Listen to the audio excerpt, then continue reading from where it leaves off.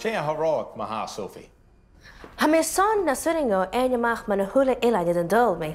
Ha doele kortig de gele aan de goedje te gooien. Hu vlechtjen, een doorgas, een kalik, agus een echtri. U wil het gema ete jelletje, salade? Ha immer aardige uitje in de helingen op haar misje ook. Had het later gienes er in de lorak aan de kutje gelingen. Ga je met poelen geus de zin taagpaletten Patrick? Dan was misje pik, we de glauwen oele de kostje gaan school.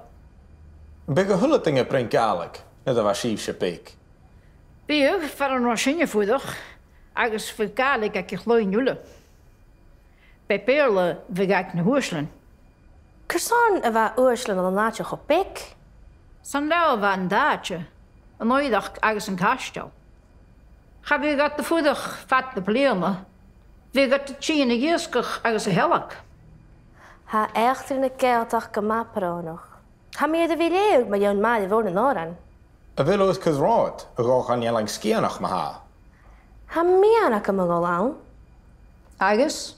Heet me gaan jelling skienach. Is me lie gaan de hele in de Jusi shingemen barstig, ik maar die woorden zijn school. Ga er geen kieuze als nu is een echtri. Ach, kien was goed mag, maar 1066. Ach, jij me een echt in de keeltag in Nederland. De kuspelen has ze waarstig ik maar die woord. Ga er geen kieuze maar joon geen eten. Bij oom eten jalligtje bouwen.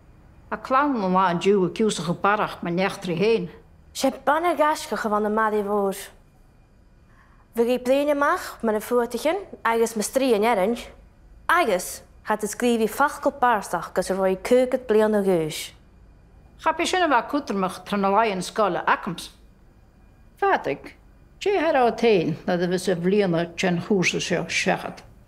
Bij samen fatteron, bij mij kliche kjol, gebi katchen bij me.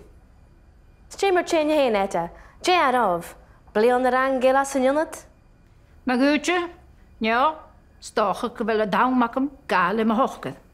Ja, klis maar die woord. Agus tjoendag gebarstig.